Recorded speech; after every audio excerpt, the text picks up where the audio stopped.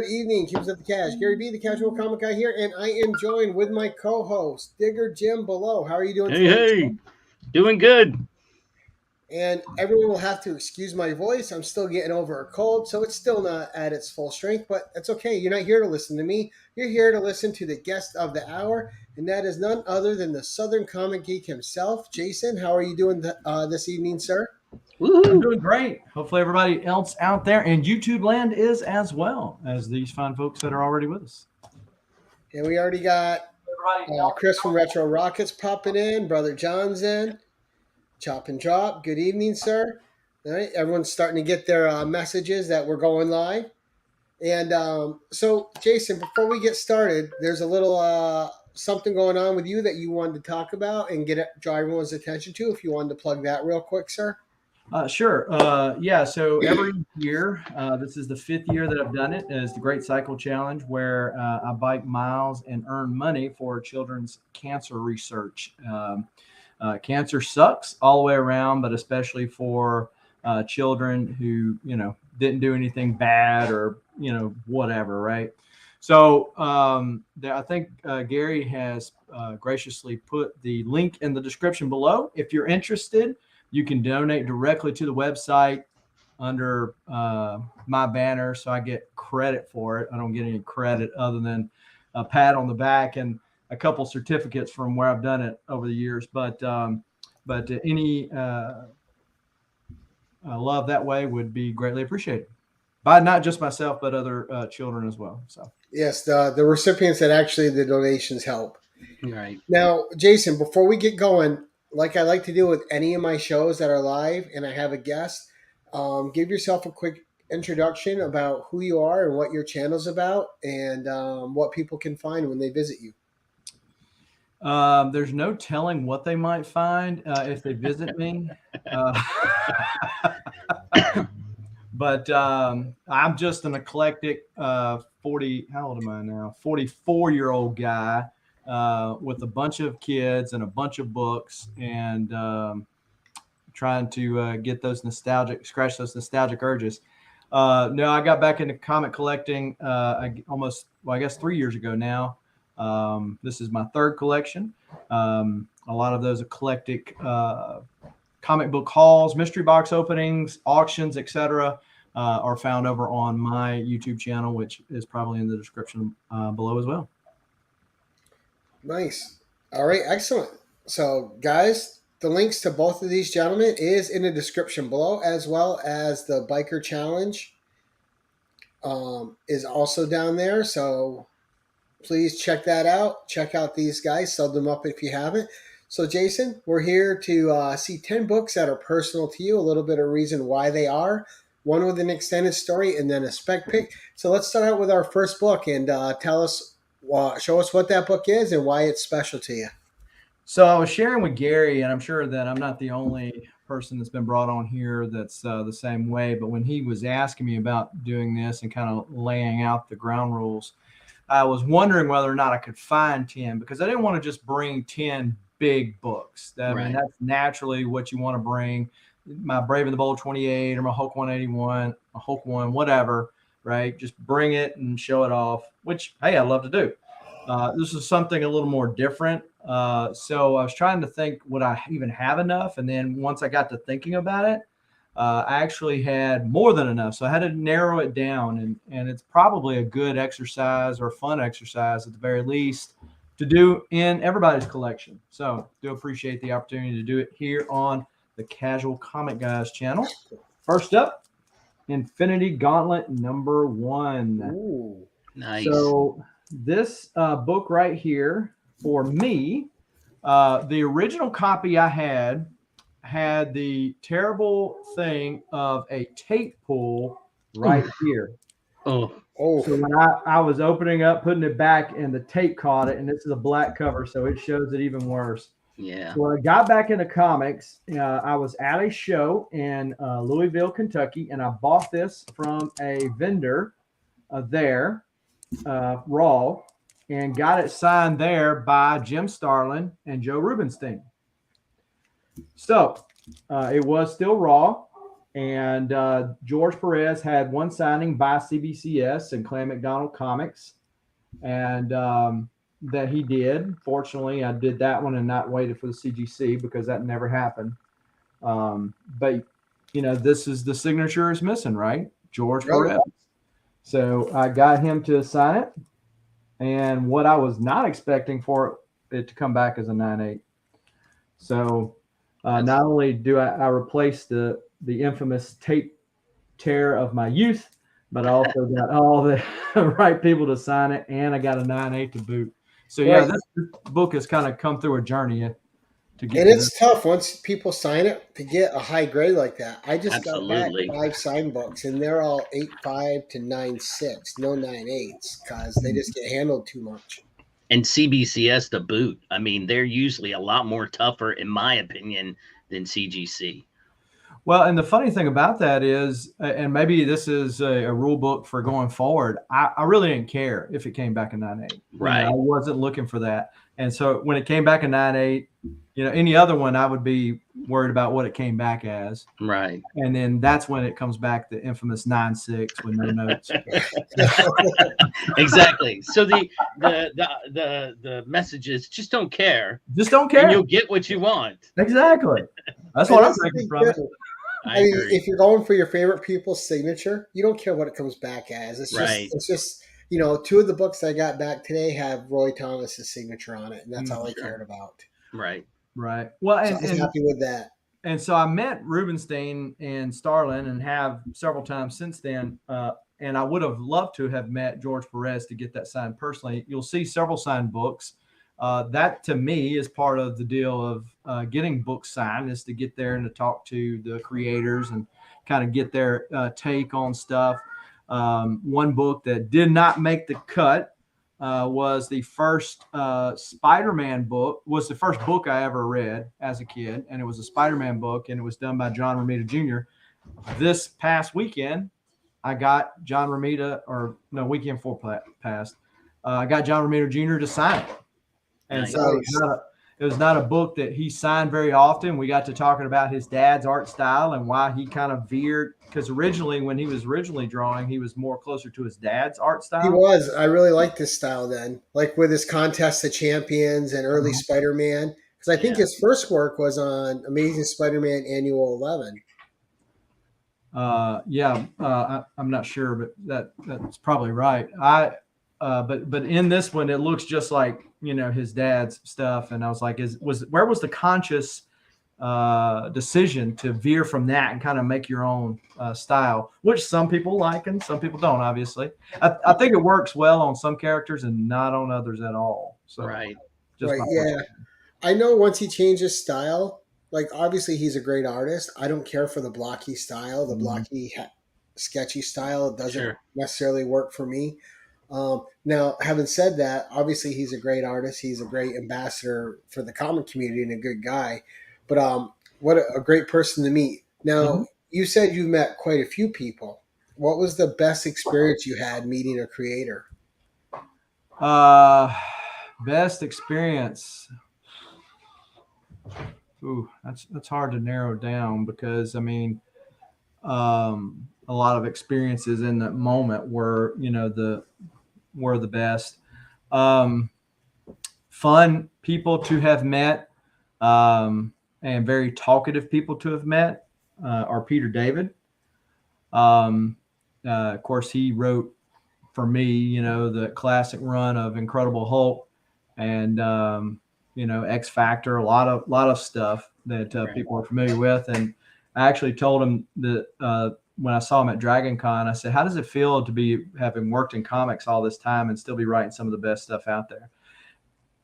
Roy Thomas is one that I would love to meet because he's the same way. I mean, as old as this guy is, nothing wrong with old people. Obviously, we'll all get there one day, hopefully. But, to be able to still outright, or have your writing chops to be able to outright most young folks nowadays. Right. And just the contributions they made. I would argue that Roy Thomas, although probably not as important as Stan Lee, is definitely in the top 5 for for people who've influenced the industry, just with everything he wrote. And I'm not just saying that as a Conan fan, but if you like the Avengers or any other of the books at Marvel and or DC, because when he went to DC, he wrote a lot of their titles over there as well, a lot, and some of them with his wife Danny, his second wife. Yeah, I mean, and he got started as a young guy, so he was able to be there at the end of the old guard changing out and be that new guard there. Right. So yeah, I mean, co-creator of Wolverine. I mean, great Avengers stories. You mentioned Conan, Iron Fist, Warlord. I mean, all the stuff that he did is just like amazing. But nice. Well, let's segue into book 2. Right segue into book 2. So this one right here is Archer and Armstrong #0. This is the gold version, and it is only a 7.5. I bought this book raw from another Valiant collector. This is book, especially in a 7.5, is not a really big book value-wise, but it is the only signature I have of Barry Windsor Smith. Ooh, all right. So that's worth the slab alone.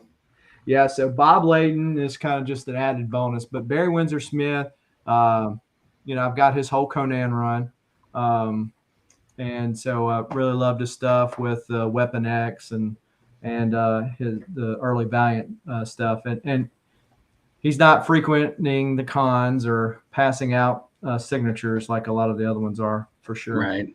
And I was going to say, I can't remember if I've seen him on any of them lately.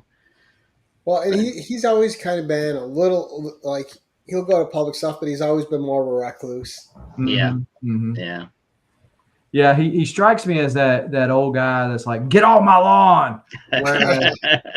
Where some of the other older creators, they're like, if you went up to their booth, like at a con or something, and they could tell you're a fan, not just some flipper that's getting 50 copies of the same book signed, and they know you're going to put them all on eBay.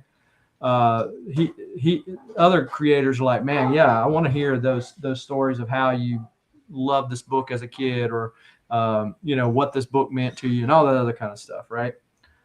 He doesn't strike me as that guy. Now, one thing I did know about you, because I do listen in on your channel time to time when I'm at work, as I know, and I also know you're a big Valiant fan. Mm-hmm. Now, when Valiant first came out and you had Jim Shooter running and you had a bunch of stuff going on, what was it about those characters that made an impact on you and kept you interested in Valiant all these years? Because a lot of people like to bang on Valiant, but obviously they got some staying power with some of those characters, and they are good creations. Yeah, so when they came out, of course, when I was really hot and heavy in my first, and talking about Gore Vidal, that is an awesome book. It was many, many years in the making. It's a big, thick book. You can buy it off Amazon, relatively inexpensive, but Monsters is a great read for anybody that's looking for Barry Windsor. He wrote it and he drew it. But yeah, so when it came out, Wizard was a big thing. Wizard was pushing the Valiant stuff. But really, with Valiant was when I read that first issue of Rye is the one that he died in. Oh, wow. The big thing with Jim Shooter is that he wants a good story told. Valiant was known for good stories. Image was known for the art, right? They had all the top artists over there. Story was kind of lacking, but they had all the top art over there. Whereas it was more of what they call house art a lot of times with the Valiant books. But they told a good story, and it was one, the fact that Rye would die and stay dead. Somebody else would take up the mantle and be his own Rye, as it were, and the continuity of the universe, because it was not as thick. Nowadays you can get anything you want to know off the internet, right?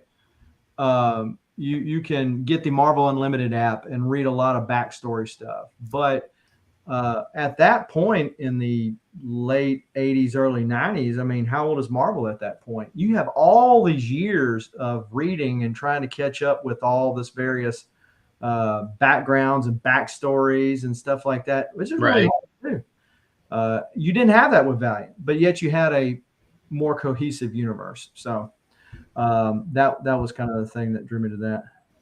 Well, and it's so true, because getting into these characters that have been around for 50, 60, 70 years can be quite daunting.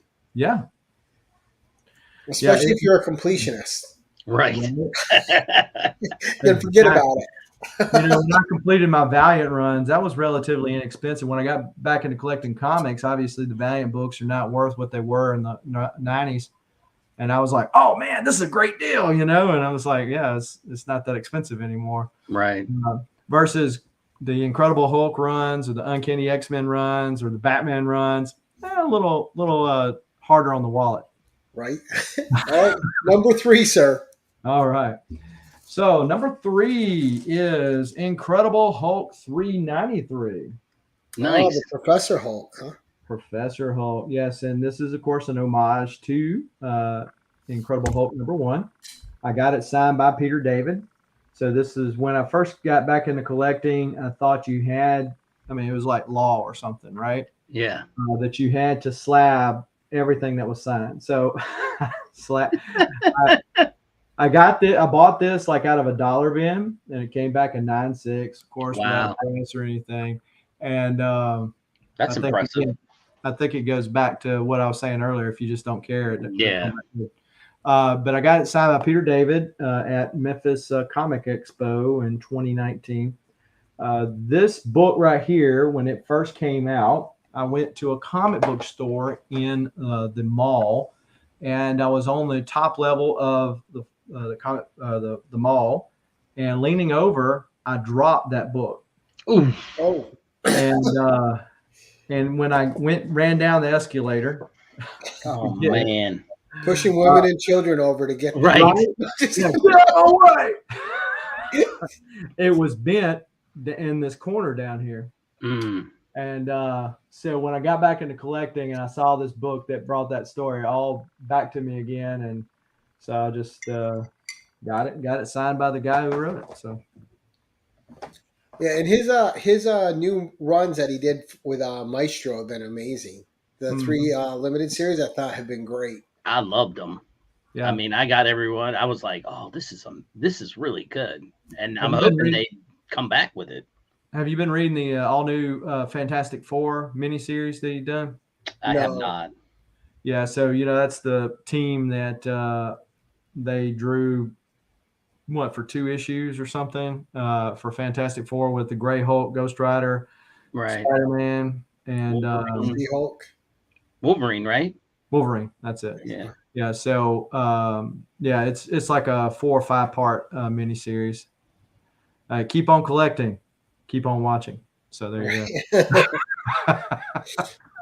But that's why I got that book right there. And the only regret I have was because that's like an anniversary issue. So there's several creators. Like if I had thought better about it back then, or known that you didn't actually have to slab every single thing, right. I would have got Jim Starlin and a lot of other people that I could have got to sign that, and been one of my books that I get like a bunch of signatures on. Well, you can crack it and keep going. I could. No, that's just more opportunities for him to drop it again. Right. That's right. We'll come back a 9.6 the next time. We still got people pouring in. Good evening, gents. Thank you for coming by. All right, book number 4, Jason. What have you got, bud? Book number 4, Batman 251. Wow. Oh, of course, right. Neil Adams. Claim. Oh, yeah, so classic Neil Adams cover. This is another book that when I went to GalaxyCon in 2019, I knew Neil Adams was there, and this is a book that I wanted. And like the first vendor I walked up to, I got it from him, and then took it straight over to his booth and got Neil to sign it. And all the ones I've seen him sign, I think he signed it, most of them in the exact same place. Yeah. But definitely as a Batman Joker fan, definitely a classic book, great to have. And this was the first time I got to meet Neil Adams. And I did not like CBCS's pink labels they used to have. So when I did this, I sent this to PGX. So now, with that said, I mean, it looks like you're definitely into the signature I mean, has there been a artist you've gone over that you're like, oh, that was terrible idea to get him to sign it? Because I know that some of them will take a book and just be like, and they don't even look at it. It's like, okay, keep moving. It's been my experience. You can go by some of them, and then some of them will look at you and go, is there somewhere you want me to sign this? Like, Right. because they know that the cover alone is just beautiful, and they don't want to, and they may not have even done the cover, but done the interiors, or especially if it's a writer who's written the story, but they want to respect the cover art, so they'll ask you. But I know I've been to a couple that have just been like, and keep moving. That's why you got to get those window boxes now. Well, I mean, you shouldn't have to do that if you're going to the cons. I mean, I get it if you're sending it to CGC, but come on. Yeah, and I'm too lazy to do the window boxes myself. But yeah, so and then for a while there, those bags were like a high commodity, so I didn't want to destroy it. But to your point, Neil Adams was kind of one of those guys. He's I was watching a show last night, which incidentally I bought some a Neil Adams Batman versus Superman piece of art that he did. Right. But spent way too much money on it. But nevertheless, his daughter said his favorite character to draw was the one he got paid the most money on. So it was really all transactional to him, which is fair. I mean, he's got to pay the bills just like everybody else. Sure. That doesn't give you that kind of feeling as you do when you talk to some creators. Let's say, example, Kevin Eastman, Peter David. Well, of course, Peter David's worked on like so much stuff, but I mean, some of these other creators that you talk to, they love talking about the stuff, and then if you bring them something that they don't see all the time, that's when they go, oh yeah, this guy's a real fan, right? And they're wanting to talk about their right, they light up. Right. I just meant like, I mean, I know that some artist or even, the writer will see the book and he'll put their name on it, and they don't ask you, hey, and they'll put it right across the front and say like, I'm going to have you, this used to be beautiful, until he put his name right across the face of, whatever. And I'm personally, that's why I'm not always into that. Because of that, I feel like, be selective. I mean, let's keep the cover's integrity. I mean, if it's a awesome Ghost Rider on the front and you're putting it right across the damn eyeballs, it's just, I don't know. To me, it takes away when there's so much open space you can work with. Right. Or when in doubt, put it on the trade dress. That's right. Don't cover the regular art. Yeah. Oh yeah. Or you could go old school and put it on the front. On the inside. Yeah. Some of them do that still. I mean, they'll say, hey, I'm just going to put it inside here. Well, and that there are some covers that I don't want to get. They're great covers, but they're very not good signature covers. Right. Avengers 10 is probably the world's worst for me as a Rogue fan, because where do you put it? So when there is a Toy Biz variant of Avengers 10 that has Miss Marvel in her what later got classified as her Warbird outfit, and it's a Terry Dotson cover. So I got the people to sign it on that cover because there's a lot of real estate on that cover, whereas the original there's not. So gotcha. But you'll have to send me a picture of that, Jason, because I've never seen that cover. Oh yeah, okay.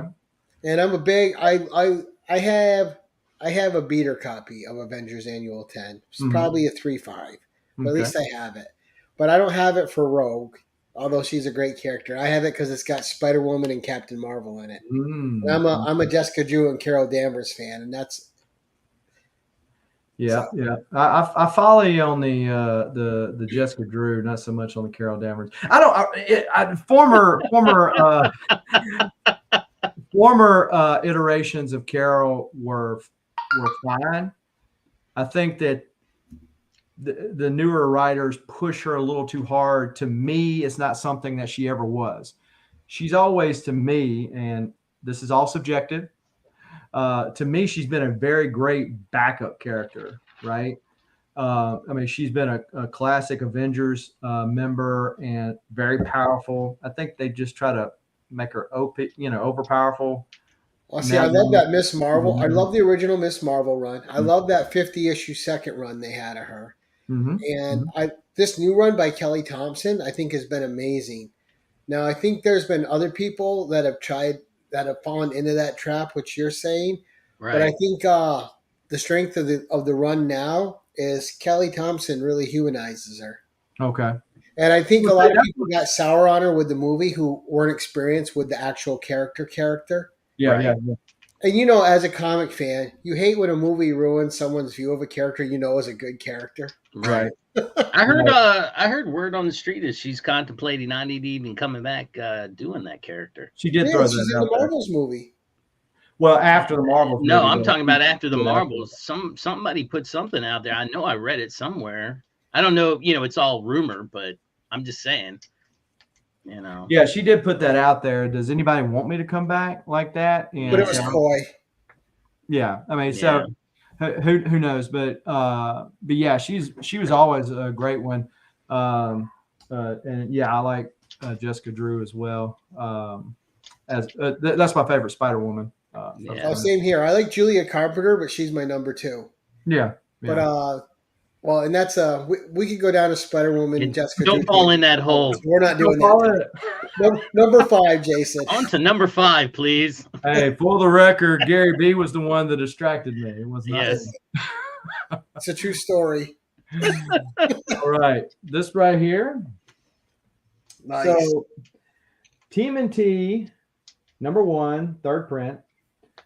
And this was definitely the story that of getting this book, which I've shared on multiple shows. So if you've already heard it, just pretend you haven't. This is not the story you've heard before. Jedi Mind Trick. So I wanted this book, and at that time I was putting together the run of the original Mirage series. And this guy who is no longer selling on YouTube, he's doing this auction for all these various Mirage books. And he gets to the point, he says, well, I got one more I can throw in, but we're really going to have to get high if we go there. I was like, well, what are we talking about? Issue 1? He pulls the issue 1 out, starts showing it on his camera. And, of course, it was raw at that time. And so it took almost an hour and a half because he put no timer on anything. Right. Oh, my God. And so the whole time I'm sitting there just, come on, somebody fold, get it over with, And finally I won it. Luckily, I got the books because right after then, another person in the community that's well known contacted me and was telling me all the trouble he was having with this particular seller. And I'm like, oh, no, I hope I don't have that same problem. But luckily I didn't. I got all the books, and of course, that being the biggest book of the pile. And when it came back in 9.6, especially 6 months ago, I really had struck pay dirt in what I paid for it. Right. So, and I'm gonna, I don't know. This is always a touchy subject. My wife came home not too long ago and was, not my wife. My buddy called me the other day, and his wife had come home and said she had somebody that she worked with whose husband had a collection. Mm-hmm. And he was like, oh, this is easily $100,000 collection. And I was like, okay, but what's in it? And he goes, well, I've got, Teenage Mutant Ninja Turtles #1, and, that's got to be a $60,000 book by itself. And I'm like, is it graded? No. Okay. What's the condition? Oh, I'm not sure, but it's good. And, you know what I mean? And so it made me start thinking, what? I have no, I am not a turtle person. I don't own any turtle, and I would have no idea. When she asked me, she goes, is he really that far off? I said, I have to check out. I mean, I have to call people because I had no clue. But I had heard that they were very expensive, but I just didn't know what range, if he was even close. Well, is he even close? If he has a number one that is a first print, then and depends on what shape it's in. Yeah. But just like every other part of the comic market, the Turtles books have kind of cooled off. There are a couple other exceptions of an error and various other things in that Mirage run. To my knowledge, they're really not a lot in the Archie series. They had that Archie number one that has the first colored bandanas and the first Bebop and Rocksteady. It got hot, but it's since way cooled off. Right. Yeah, I love hearing people talk about that because it cracks me up because I think they have no honest clue, but they probably look on eBay and see those, outrageous numbers that people will post on there just to gig it, and they go, well, it's here on eBay. Well, everybody wants to hope that they've got a pot of gold and that people hear stories about somebody or see something posted on eBay, and anybody can post anything for whatever they want to on eBay.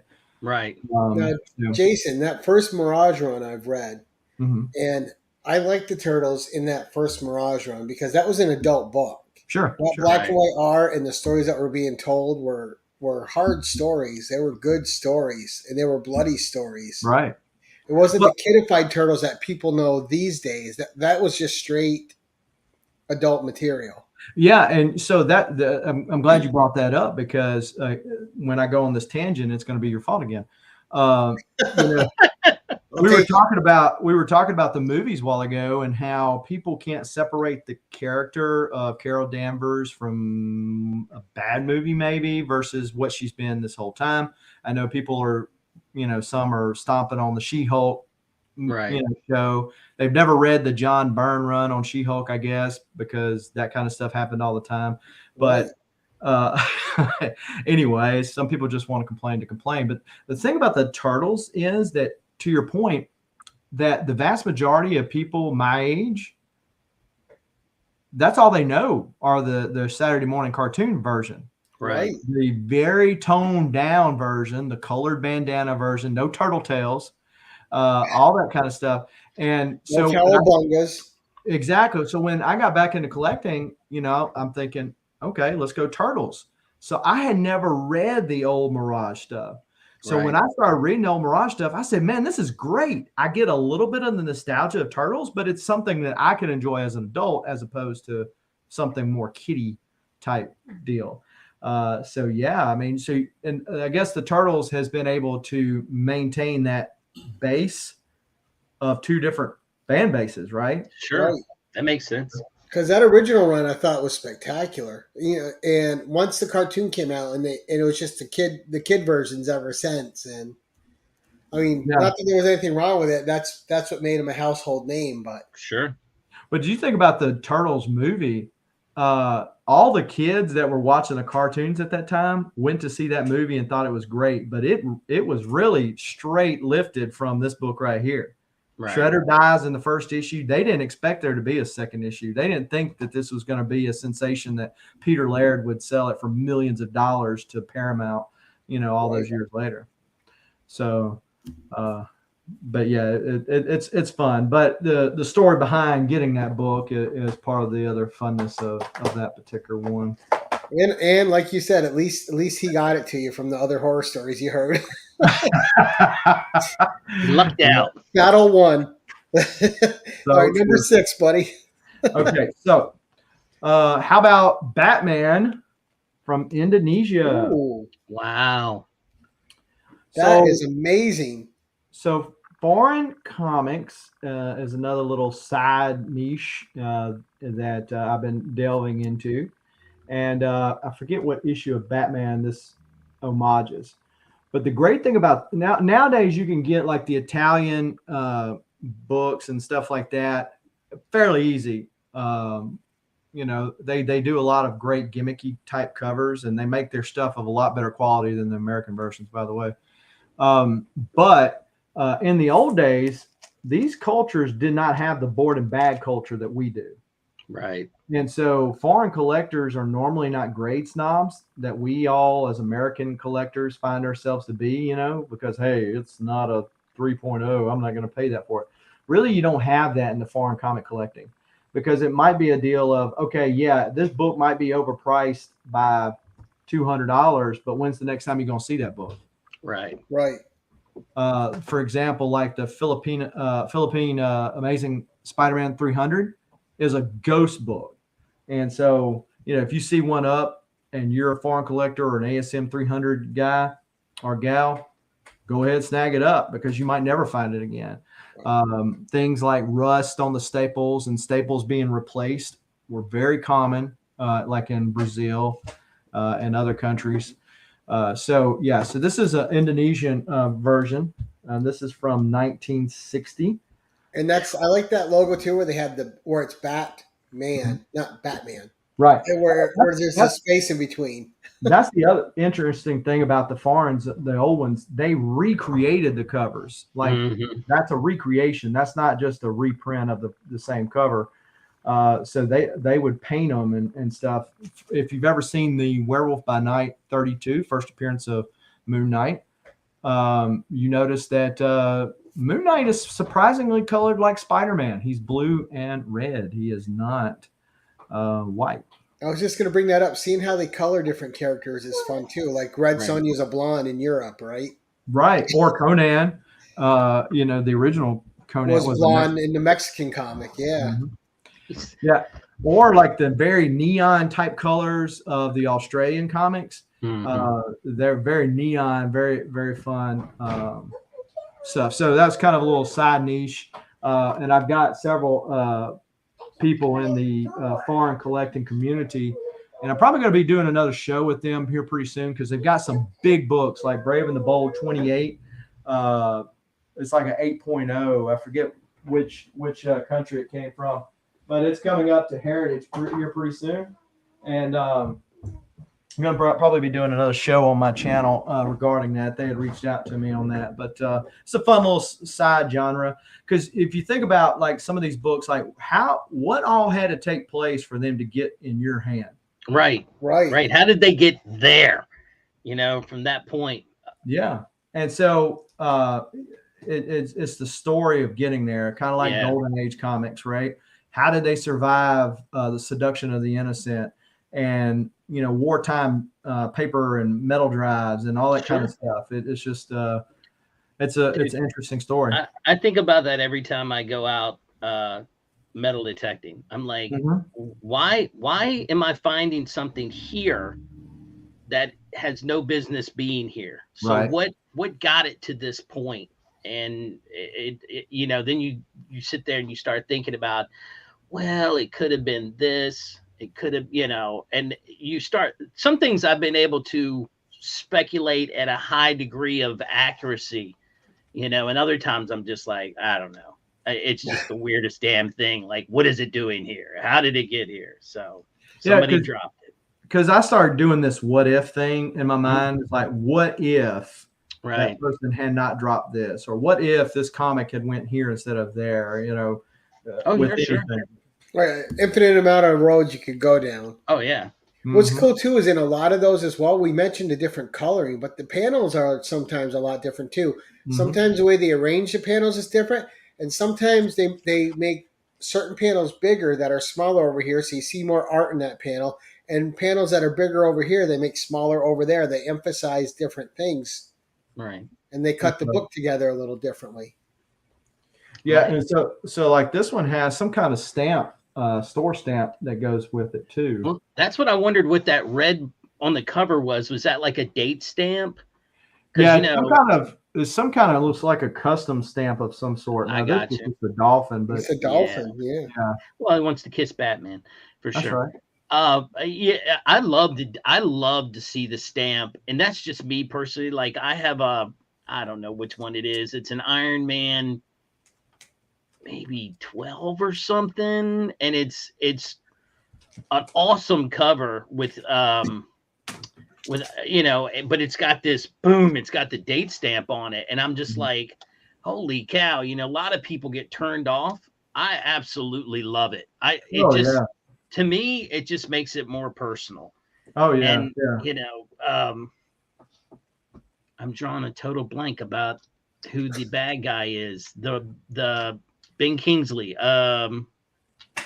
What, the Mandarin? Mandarin. God, I kept wanting to. I had Kang in my head the whole time, and I know it's not Kang, and I'm like, it's not Kang, it's Mandarin. It's a beautiful Mandarin, blasting Iron Man, but it has a date stamp right there. And the guy was like, "Well, I'm going to give it to you for $20 less because it has this date stamp." I'm like, "Excellent, Okay. I'll take it." Twist my arm. Yeah. So Number 7, Jason. All right. 7, 8, 9, 10. Okay. All right. So I mentioned earlier the George Perez signing. Yep. mhm. So this is Batman 436. Love it.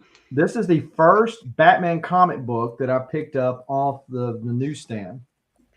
You got a couple signatures on there. I do.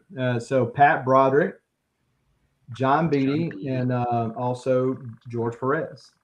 Nice. So the only reason I didn't send this one in to get grading at this point is because I'm hoping to get Marv Wolfman, who is the writer, to sign it as well at some point. But when I picked it up off the newsstand, you want to guess what would prompt me to pick up a Batman comic at this time?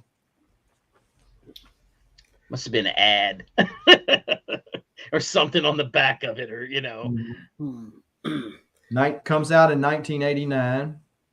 Oh, the movie was coming out. Oh, that's right. I left the movies and went to the little corner store around the thing and saw a Batman thing, so I picked it up.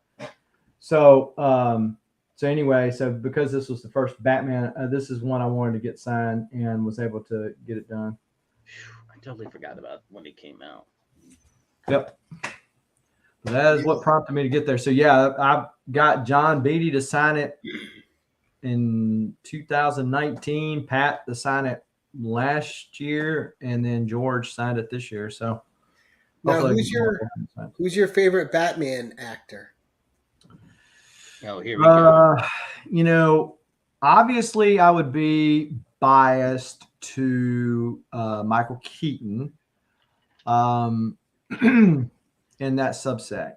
But so if I try to pull myself out, what's up, Art Chemist? If I try to pull myself out of being biased and just look at the total overall work, I'm going to have to go with Bale. Ooh, he's like my least favorite, just about. And it might be, but just because of when him and Heath Ledger played off of each other, I just thought it worked well. Right. I wouldn't disagree with that. I like Keaton, but I also like Batfleck because I thought there's something that the two of them share is that they were both good as Batman and as Bruce Wayne, which not every actor is nailing. Right. They're either good at one or the other. I think we can all agree Val Kilmer. Yeah. George Clooney. Yeah, wasn't big on the, George Clooney. That was the Bat credit card. That was a horrible movie. Literally, never leave the Batcave without it. It's just horrible. Well, and because that was the thing with the '89 movie, though, was because my Batman up to that point was Adam West, right? Sure. And so I go into the movie and I'm just blown away because this Batman is nothing like Adam West. He's got an edge. Yeah, so edgy, and so that's what would drive me to go pick that book up. So nice. All right, number 7, sir. All right, got to show a little. No, that was I'm sorry. We had 2 Batmans in a row. Number 8. Number 8, yeah. He can keep going. He'll go into 11 and 12 sooner or later. Jason's got the collection for it. Okay. He can keep going. So, talking about Valiant, this is Geomancer number 1. Now, if aside from the little signatures on here, this book is a dollar bin book. It is like all the other Chromium books, like that Valiant put out at that time. One of my guilty pleasure books. If I find them, I just pick them up because I feel like they need a home. But Valiant did a Valiant Validated Signature series on several different books across this era. Some of them had like a 5,000 limited print run, and some even less than that. This was only limited to 1,000, which back in that day was a very limited signing. And then you got to think about how many people. My camera doesn't keep wanting to focus when I take the book away. That's why I keep putting my hand up there. But and so then you think about, okay, out of that 1,000, how many actually survived to today? Right.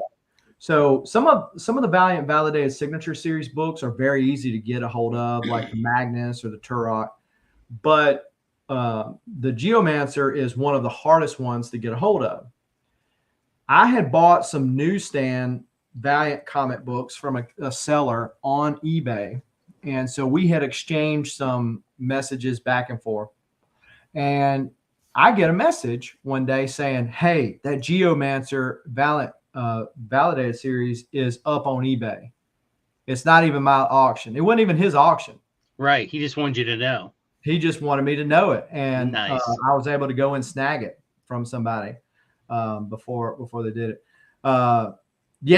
His Rags is awesome. I got him to do an Eternal Warrior sketch cover for me. That's an homage to Wolverine #1, Frank Miller cover.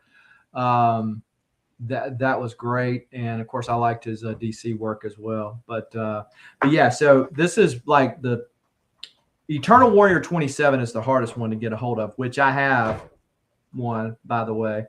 Didn't think I'd ever find that one, but this is one of the Time Walker one's probably the next to the hardest. It's probably the third hardest one to find. But again, having established that relationship with somebody that I don't know, never met them in person, they reached out to me and let me know that that book was available. That's awesome. Nice. I think that's one of the good things too about just having a YouTube presence is I've had people send me IG messages. Hey, this Conan book's selling here in case you're interested. Right. Yeah. And not knowing that you have 700,000 of them already. Right. But still, it's a great that someone thinks of you and sends you a message, right? Because they don't have to. They don't have to take that time out of their day. You're absolutely right. Well, and one of the fun things, like I've scrolled through IG before and seen a book for sale, and I thought the same thing. Like somebody in the community comes to my mind, and I'm like, oh man! And then I notice it's them posting it. And I said, oh, but that makes sense. So it was, but we pegged each other and know each other so much from watching videos or being on live feeds and stuff like that. So it's definitely a fun time to collect, as opposed to like if you lived in a small town like me, growing up, it's not cool to be nerdy. All this pop culture stuff that we have with the movies and stuff wasn't a thing back then. So. Right. So now in your everyday life, though, do you have anyone that you can talk comics in characters with, or still it's mostly the people you met on YouTube? Still mostly the people I met on YouTube. My 4-year-old, he loves comics. Ask a million questions, and I never get tired of answering them. And because that's how old I was when I read my first comic, that Amazing Spider-Man that I mentioned earlier. So hopefully he will take up reading, and because the other ones didn't. All the other kids, they never really were worried about it. But yeah, overall it's still a lonely thing down here. Well, that's all right. That's what's been great about the YouTube community is it actually enhances the hobby in a lot of ways. It adds more value to it as a reader and a collector. Sure. Right. What's up, Lady Fantastic? Hey, Caroline. How you doing? Glad to see you out and about. Thank you for coming in. Number 9, Jason. Number 9. All right. I think I might have showed this on the other show. Jason is okay, I guess. Give it to him, Caroline. I'm sorry. Go ahead, buddy. Yeah, so this is Batman number 8. This is the Infinity cover. It keeps going and going and going. But no, this is the not only is this a Batman, one of the earliest Batman that I have, it is also a book that went around the world. So I bid on this book on a YouTube auction from a seller who is no longer selling because they ripped some people off. Again, luckily me, I did not have that problem. But this was a different one than the turtle one. So they sold this book to somebody else. Somebody else beat me out. And so I was like, man, but ever since then, every time I would think about that book and, kind of scroll through trying to see if this book was up for sale. So I'm on my way to Huntsville, Alabama, in 2020 to go to Huntsville Comic Con up there, and I noticed this guy selling it. So I buy it from him. I worked the deal in the DMs on my way up there, and not breaking any rules because I was riding, not driving. But I was able to score a deal, and as soon as I scored the deal, I took a screenshot and sent it to the guy who had not ghosted everybody at that point yet, and sent it to him. And he said, "Dude, that's my book." I said, "What?" So the guy he had sold it to, Raw, had sent it to CBCS. It came back the grade it did, and then the guy ended up wanting to sell it to somebody else, right? Because he wanted to do another book. And so I was able to pick it up for cheaper than graded than what I was going to pay for it Raw only a few months prior to that. So nice. So good win. Yeah, it was a good win. And the guy, he's one of these guys that collects a lot of Batman. So we were mentioning tagging people earlier. He's one that I always tag when I see an old Batman. And he said, "Oh man, I regret selling you that book. I really wish I could have it back." Well, you can from somebody else, but not me. Right. Yeah, it's here to stay. That's awesome. Nice, good story. Way to secure the win on it too. That's true. All right, next book. This is number 10. It's number 10. Sorry, I had to mute myself a second. No problem. All right, Captain America. This is a sketch cover. This is done by Alan Bellman.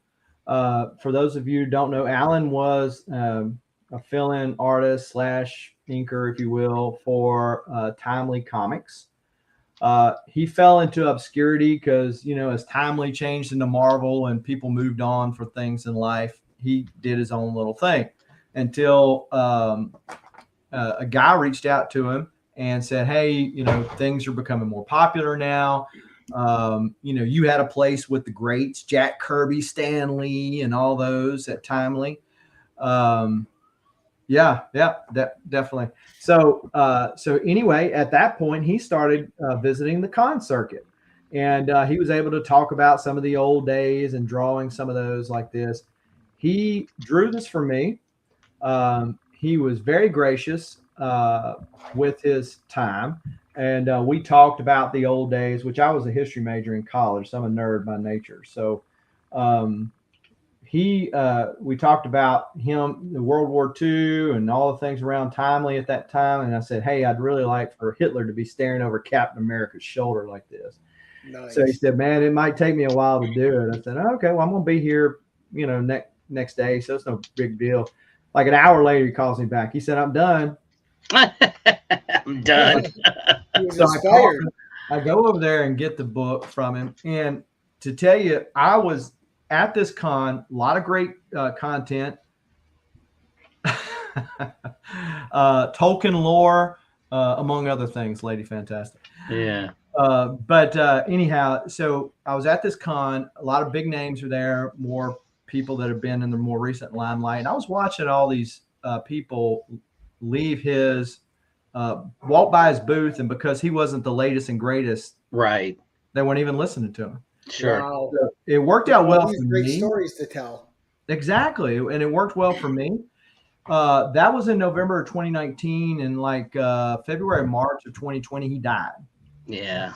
And so it just reminded me that, hey, look, life's short, and don't be putting off those things that may never come. So when I go to a con, the first people that I seek out are the older folks. Sure. I mean, absolutely. I've said it on different shows that I have no problem with paying for a signature of somebody who's done their time. Mm-hmm, all right. Mm-hmm. I expect, because this person is not on the hot and heavy right now, and I expect that I should be paying them because of everything they've done. But my other problem is I don't think I should be paying for somebody who's brand new. Right. You're still working, okay? You're still getting a check in whatever capacity from the big two, whether it's a cover artist, an interior artist, a writer, whatever. Okay, to me, those guys should be free. But the Roy Thomases, all these guys, the Walt Simonsons, these guys are, they're not, Chris they're not Claremont's. the Chris Claremont. Mhm. They're not in the game anymore, but they put their contribution. I want to pay for that. So, Now hold that up one more time, Chris. I mean, it looks like, Jason. he kind of looks like That's America's jawline right there. Look at yeah, I was that gonna say, you know jawline what it he wants to reminds do. me of? An Invaders comic. It Yeah. really does. I mean, The shading on it's great too. yeah, I thoroughly enjoy it. So that's nice because you now own a piece of that guy's history who's no longer That's right. around. That's fantastic. Yep. I mean, sometimes you got to think of those sketch covers that way. And to me, I mean, like I said earlier in the show, nothing wrong with them because I have the Incredible Hulk ones of the world and all that kind of stuff. But, to me, like that can't be replaced. Right. No. 101. It's Yeah. one of one. So, it does add an interesting niche to the hobby. And I think I'm as guilty, and I think there's others that are probably guilty of this as well. We get so caught up in buying the latest and greatest that, hey, let's just keep it a hobby and keep having fun. And, whatever works for you. I mean, if new books are your thing, knock yourself out, but if I like these little niches, it makes the hobby funner for me. It sure does. And I was saying too, like, there's all these great modern books and there's a lot of great stories now. And I read a lot of them, but I still find myself reading more Bronze Age books than modern books all the time. I keep revisiting the same stories because they just don't get old to me. Yeah. No. They're amazing. Go ahead, Jason. Well, no, all I was going to say was on the bronze and even the copper stuff, the imagination. I mean, if you think about going further back, going to Silver Age, think about people like Jack Kirby or Roy Thomas. These guys and their imaginations, they essentially world built, right? Right. Well, Everyone Jack Kirby else did nowadays is playing in that 100%. world. Right. And they built all this stuff that everybody's just loving nowadays. When is the last time a comic book built a world that has been long sustaining? Right. Everything's a derivative of everything else. Right. I mean, Miles Morales and Harley Quinn, they're probably the most popular derivatives, but that's all they are. They're knockoffs. Nothing against them if that's your Spider-Man or your Joker or whatever. I'm just saying that these guys didn't have anything or next to nothing, and they just came up with it out of their head. Right. I mean, Jack Kirby did it at Marvel and DC. In DC, right? yeah, with Fourth World. But they were also, I don't know if I want to say they were at the beginning, but they were at the forefront. I don't know how to say that. I feel like it's like the layers on a tree. If you cut a tree and you see the rings, they're at that inner part of the dang tree. They're not further out. And the further out it goes, the wider the ring is. And that's what the derivative is. Miles is way out here, whereas Spider-Man was created in here, and there's a whole lot in between there. And so I get what you're saying, but I also understand that you have to have that derivative for the next generation. But right. Also, and the other thing, it had to be good though for it to be lasting. And correct. Because if they would have created something that was garbage, we wouldn't be talking comics today or collecting. That's true. Correct. And to Lady Fantastic's point, yeah, they did take bits and pieces. I mean, there's no new thing under the sun in reality. Right. Everything is an idea. Like you got inspiration. There's a difference between, to me at least, inspiration as opposed to just a knockoff. And again, nothing against anybody that thinks that this is just one man's personal opinion. Sure. But I think that the big conglomerate that owns Marvel today, Disney, they're not interested in fleshing out, because that costs money to flesh out those characters. Think about all the crossovers back in the day with the Marvel 2-in-1s or the Marvel team ups. Yeah, I love it. Or X-Men shows up in an Iron Fist book, right? Right. all these crossovers like that people go, okay, well, I wasn't a Sabretooth fan before, but now he's okay. He's over here in the X-Men too, and he was in Iron Fist. So once they got all that stuff crossed over, people said, okay, it just became one more layer that people liked. It was a different character, but one more layer. Right. Yeah. Well, yeah, or especially back then too. Like you'd see X-Men or even Rogue's second appearances in Rom's Space Knight. Right. Yeah. Character most people haven't even heard of today, or would know that she had an appearance in that book. But if you're one of those niche readers and you're reading Rom's Space Knight, that might have been your gateway into the X-Men. Once you picked up that issue 17. Well, and then like with Chris Claremont, with Miss Marvel, he was writing Miss Marvel. He was writing X-Men. He was writing all these New Mutants. He was writing all of these books, and his long form storytelling to me has not been matched since, because everything's like just short. And even Stan Lee said, hey, cut it off at one book, max 2.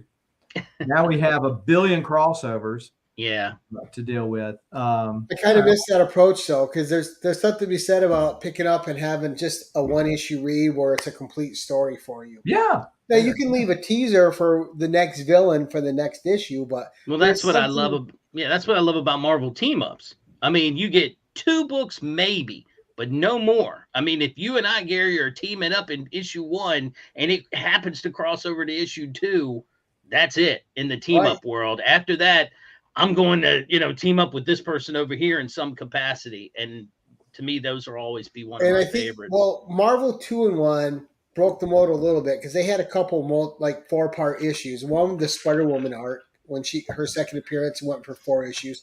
Right. And then when they had, what was the space one when it had Quasar in it? I can't remember the name of that story arc. With him. The Marvel 2-in-1? Yes. Because there was like a 4 or 5 issue story arc with him. I want to say it's at least 4 issues. Yeah, with Quasar. Yeah. I can't think of it off the top of my head. But yeah. All right, so number 11 with a story, Jason, with a personal story attached. The extended attached personal story. We only got short stories so far, apparently. No, just oh, wow. Ooh. This book has a lot to do in it here. So I collect Hulk 181 homages. I saw a guy who was selling this. That's true, lady. Yeah, the story checks out. But so Scott Hanna drew Hulk and Wolverine, and Renee, I always butcher her last name, Witterstater. But if you ever gone to a con and been to Michael Golden's table or Mike Zeck's, she's the one that's repping them. Mm-hmm. So she colored it, which she did some color work too. But so she inked this, and you notice John Romita Sr.'s signature up here. That's the first thing I noticed, actually. So this guy, he's friends with John Romita. There for a while, I was hoping to get my 181 signed by him. But so he had signed this book, got Scott Hanna to come down here, and then said, hey, it'd be great to have a third person, ink and color this. Now, that's a great thing and story altogether by itself, but there's something else about this book, and it's found in the Kirby Crackle. I don't know if I can show it here, but right here, you might see what appears to be whiteout. Oh, yeah. Yeah, it's lighter than everything else. Yeah, it's lighter. That's because it's whiteout. You want to guess whose signature is under that? Stan Lee. Yep. Oh, no. They covered up Stan Lee's signature? They did. Renee covered up Stan Lee's signature. Why? Oh, my gosh. So I bought the book from the guy, and I ran into him at Huntsville Comic Con, and he said, dude, you know that book you had? He said, I never told you, but that book you bought from me has Stan Lee's signature on it. I said, what? And so I couldn't wait. When I got home, I had to go grab the book because I had to see it. And sure enough, you can see the S and you can see the Lee in here, right there. And precious. But yeah, so Renee colored it up and did the whole Kirby crackle on it. The hidden There signature you go. variant. Hidden signature variant. Oh, yeah. That's what it should be titled. The hidden signature variant. You must find it. Exactly. That's so crazy. Yeah, it is an interesting story. And so this is one of the places I got the idea to start doing jam pieces. People have checked out my IG. I've recently completed a jam piece for Justice League, and it's less expensive to get people to do like just part of the art and then not all the art, and then you get more artists for your buck, if that makes sense, versus having to pay $300 to $500 for one sketch cover. Right. And meanwhile, this other one that you like, but I don't know, have the money for that. So, but this is where I got the idea for the jam piece, because essentially that's what that is. And it's great. I think the artists like it. Family that day. Who knows? I mean, it's possible the artists like that type of stuff too, I would think, right? They just do a little portion and then somebody else would do another portion. And it makes it a lot easier for them because, I mean, they're like, some of them just like in the back of their minds, eyes closed, and they're drawing that little, what some would refer to as a remark and a jam. Right. Not an awful lot of detail. Allows them to move on, especially if you're getting them done at cons where it's busy. Yeah. Who is it? Comic Kings has a Batman. I want to say it's a Batman book that he has several characters that are done by different artists. And it's just that little remark, that little head sketch. And I love it. There's a guy on Instagram called I think it's Nerdy McPherson. Mm. And he did a Watcher piece. Nice. It's on 11x17, and it's got his cape, and then like inside the cape there's like little spots, like almost shards of glass, and he's gotten different people to do various Marvel characters in that cape like that. So that's brilliant. Yeah. I'm gonna get and he was asking like which one should I do next, like which character should I get drawn in next. I'm gonna do the same thing with Batman. So there's no new idea under the sun. I said, I like that idea. I'm going to do Batman with the cape, and then you can have like the places for the Batman villains or the family. So,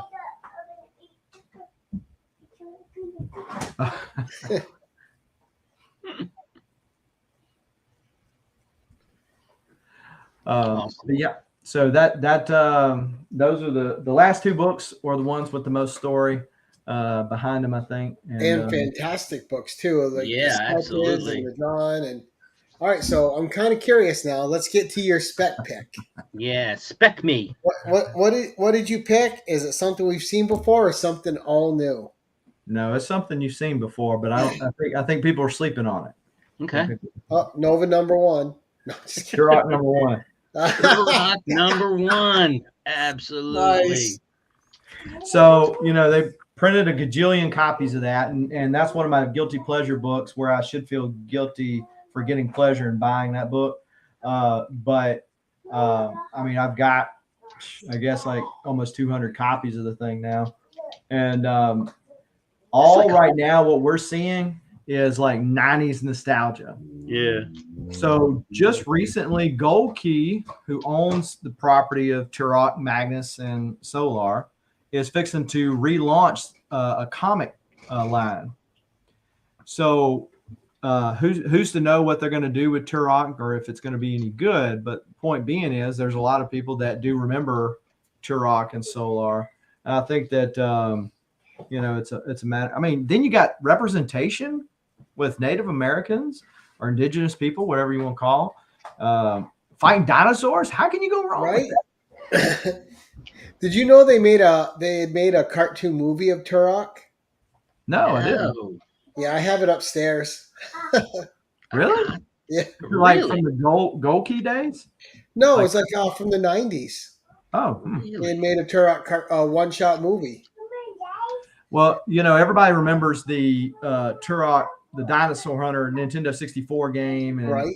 all the stuff, because Acclaim got bought, or Valiant got bought by Acclaim, and so they were cross marketing the stuff. But yeah, I figured that if chromium becomes like a rare substance, I'm going to be rich. I'm going to cash them all in. Melt down all your Turoks. No, just kidding. I got a whole long box full of them. Come and get them. Yeah, man. Good Lord. So, but as someone like obviously before Valiant got a hold of Turok, he was was it Dell or who was it? Gold Key before? Well, yeah. So Dell, and then Gold Key. Let's see. No, Dell first, and then Gold Key. It became Gold Key. It's just the publisher versus the owner. Long story short. Yeah. But so are you excited for a new iteration?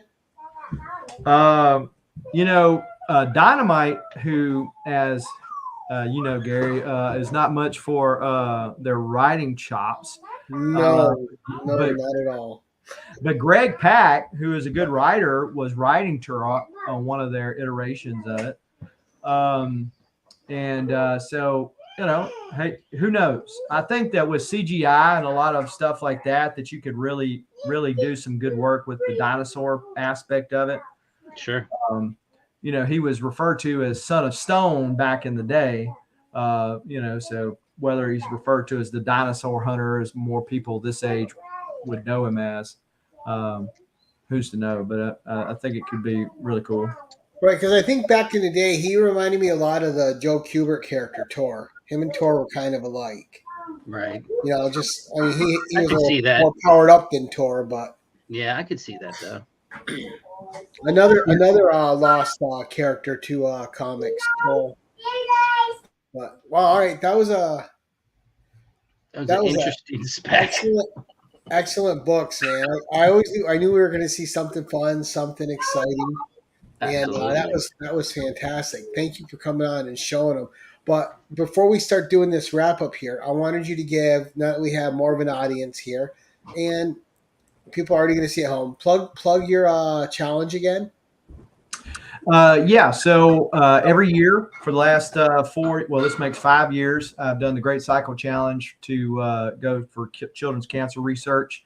And I think the link is in the description below. It is. So cancer sucks. It sucks even more for children who don't have a voice yet. And haven't done nothing, right? And they have their whole life hopefully ahead of them. And this raises money for research towards that. So if you got the spare change to give, would appreciate it. And if you click on the link below, I get credit for it. I mean, all it is, it says I raised this much money. I mean, I don't get a cut. Send them another copy of Turok 1. Right? Yeah. 201 copies. No, all right, so we'll start wrapping up. Let's first we'll go around the horn here. Jim, what's coming up for you, sir? I just dropped a video today of some books that I picked up. I've been waiting on them. I don't know what happened with my postal system, but they finally came in the other day. So go check out, see what I got from T. Ravis and Roscoe. I bought some books off of Roscoe, but more importantly, I got a piece of Roscoe art, which I've been wanting to get. And he was selling some books and a piece of art. And I said, I'll take it. So go check them out. Nice. All right. And coming up on my channel in 2 nights' time, we have Super Russ on in the hot seat with the usual suspects. So we'll get to talk to him. So I've never got to talk to him. So I'm looking to have a lot of fun. So that's our guest that night, Jim.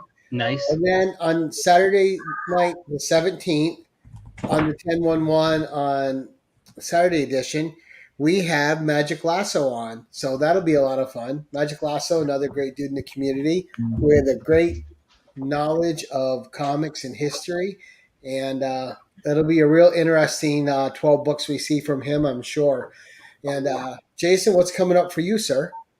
Well, talking about Magic Lasso, I imagine you're probably going to get a Wonder Woman book or two in that. Maybe. Hard telling, not knowing, Jason. Right. Right. So yeah, well, last week before last, I put a video out of my Dragon Con haul and made the announcement at that time that I'm kind of taking a break from YouTube content, as it were. My daughter is getting married, and with my work schedule, just decided to take a break of sorts. So not much on the content realm coming out from me. I'll post something here or there on IG probably, because I just can't keep it to myself, like that Neil Adams Batman Superman I mentioned earlier. Yeah. Just because I want somebody else to appreciate it, see it. But anyhow, that's what's going on my way. Nice. All right, and guys, everyone here, first, I want to thank the audience. We had a great turnout tonight. Thank you for coming out to support Jason and my co-host, and to support the channel. Really appreciate everybody in the live chat. For those of you watching on the rewind, because these shows always play great on the rewind, thank you all very much for turning in. Jim, as always, thank you for being an excellent co-host, man. It's always great to have you at any show I'm hosting. Thank and you, sir. Jason, your second time on the channel. Hopefully there'll be many more. Always great to have you, sir, and touch base with you. Just fantastic books. I knew we were going to see some fun stuff. I knew we were going to see I knew I was going to learn a little bit about Valiant from you in the process. So excellent. Thank you very much. Again, everyone in the audience, thank you so much, guys, for turning out. And until next time, keep it casual. Attention all, use channel sponsor Rogue Trader at theroguetraderutah.com and my code Keep It Casual for 10% off your comic cleaning and pressing needs. Remember, when submitting your books to be graded, use a trusted professional. The thing off of it. Right on.